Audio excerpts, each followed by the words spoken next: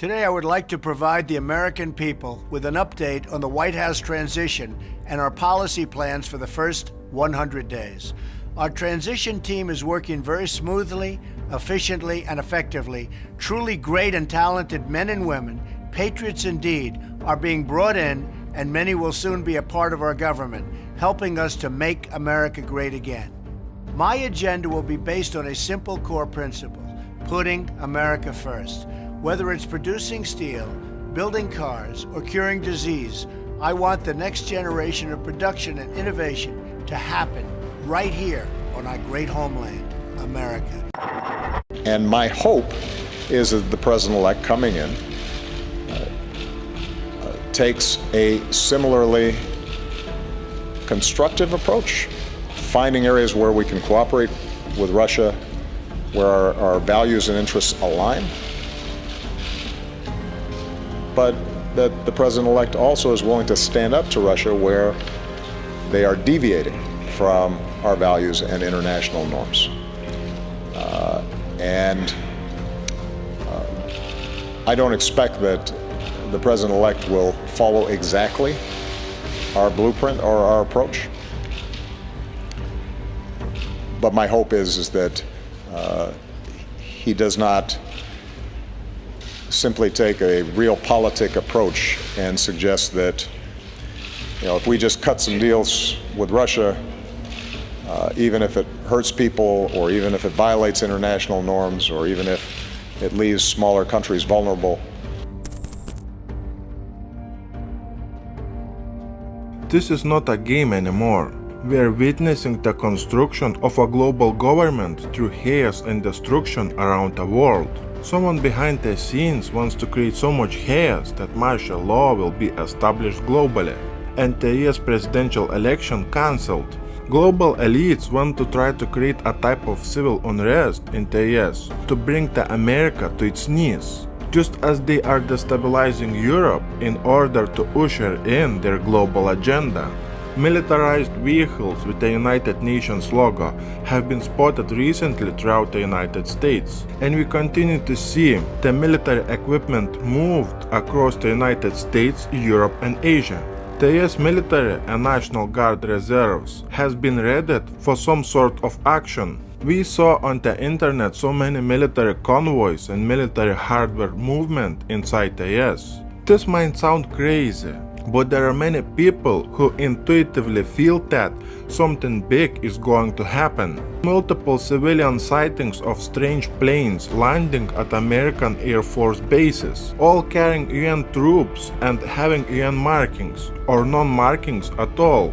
The next step of the Illuminati is to begin full-scale civil unrest that will lead to martial law inside the US and in Europe, which is needed to collapse the US dollar and to start a direct confrontation against Russia and China. Chemical and biological operations are suspended at FEMA's Center for Domestic Preparedness in Anniston, following the report we told you about on Friday that thousands of first responders were exposed to potentially fatal levels of ricin. Melanie Posey has the latest. Out of an abundance of caution, FEMA says it will suspend all of its chemical and biological operations at the Center for Domestic Preparedness in Anniston through at least January of next year. This is due to the ongoing investigation into how the CDP ended up with shipments of a more toxic form of ricin than it thought it had received. Officials say the discrepancy was discovered in November of this year. However, it appears the more toxic form has been used since 2011. In that time, it's believed over 9,500 first responders from around the country may have been exposed to the ricin. First responders here in the Birmingham area who have attended classes at the CDP say this situation does not change their outlook on the professionalism or the safety of the center.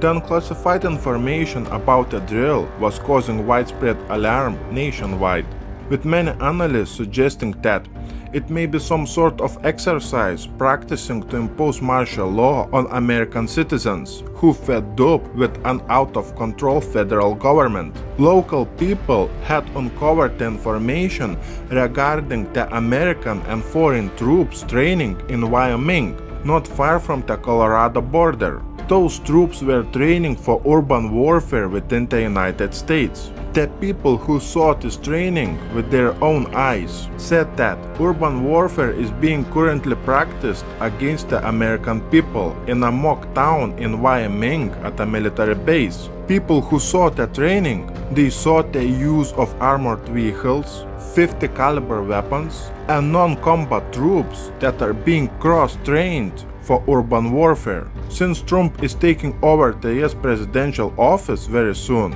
will they take action to stop him? During the FEMA and DHS exercises, special forces from various branches of the military will work with the local law enforcement in scenarios which are aimed at fighting against American civilians and states during a civil war or large-scale unrest. The federal government issued a response dismissing the concerns and saying that the training is to help the US forces to prepare for overseas missions. But not everyone is buying into that statement. Let's switch gears and look at the recent announcement about FEMA funding. The FEMA funding is intended to enhance preparedness and to build capacity for jurisdictions to address complex, coordinated potential attacks across America. The FY 2016 SSTI program provides funding to local, state, and territorial jurisdictions of various types, sizes, and capabilities to improve their ability to prepare for, prevent, and respond to complex, coordinated potential attacks in collaboration with the whole community. The possibility of a potential attack using biological or chemical weapons makes the focus of a 15-day NATO training exercise at Canada's largest training base, although people think that it is a low-risk threat. But the exercise, called Precise Response 2016 at Canadian Forces Base Suffield in southeastern Alberta, wasn't about high-tech military equipment or heavy armed soldiers. It was focused on chemical, biological, radiological, and explosive material. More than 350 chemical, biological, radiological, and nuclear specialists from 10 NATO countries, including from Canada, the United States, Britain, France, and Germany, were testing their skills in a realistic environment. Nearly all of the participants were wearing some sort of biohazard suit during 3 simultaneous exercises set in the imaginary country of Kazakhstan. Teams investigated reports of suspicious activity and followed clues to chemical and biological weapons factories and eventually bring back material to mobile labs to check its content.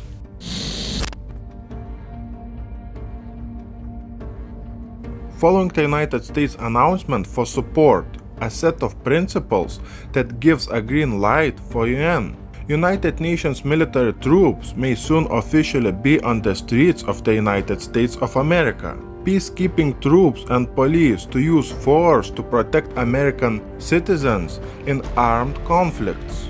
What armed conflicts are they talking about?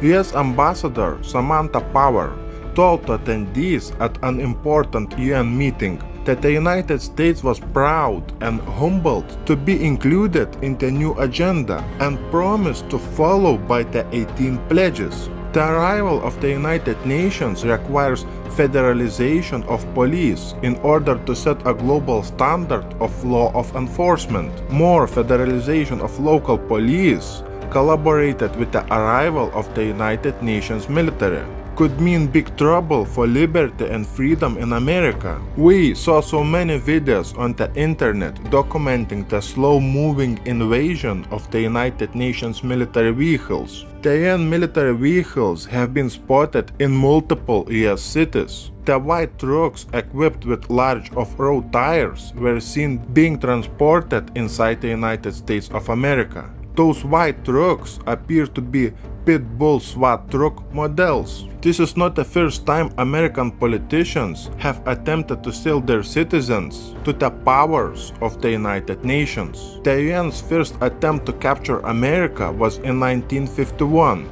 under a top-secret program titled Operation Aggressor. UN peacekeepers from 29 countries are now required to act in cases where American people are in danger. The Pentagon has approved a scheme allowing UN peacekeeping troops to police the US citizens. The federal government has announced their support for a set of principles that allow UN troops to police and use force in order to protect US citizens in the event of an armed conflict. Just connect this bit of information with the dollar collapse and stock market crash. This is what the elite is preparing for. President Obama has signed an executive order that allows for the US military to use force against American citizens for the first time in our history. The order was signed on July 1st, 2016 and is titled Executive Order: United States Policy on Pre- and Post-Strike Measures to Address Civilian Casualties in US operations involving the use of force. The order, it looks like that the rules of engagement are for the military versus ordinary US citizens. People were demanding clarity from the United Nations on rules of engagement, namely under which circumstances the use of force is appropriate against the US citizens. The response was that the UN decides the rules of engagement. The UN will decide when force is appropriate, and the UN can target anyone they deem to be a threat. All this information comes from the UN's High Commissioner for Human Rights.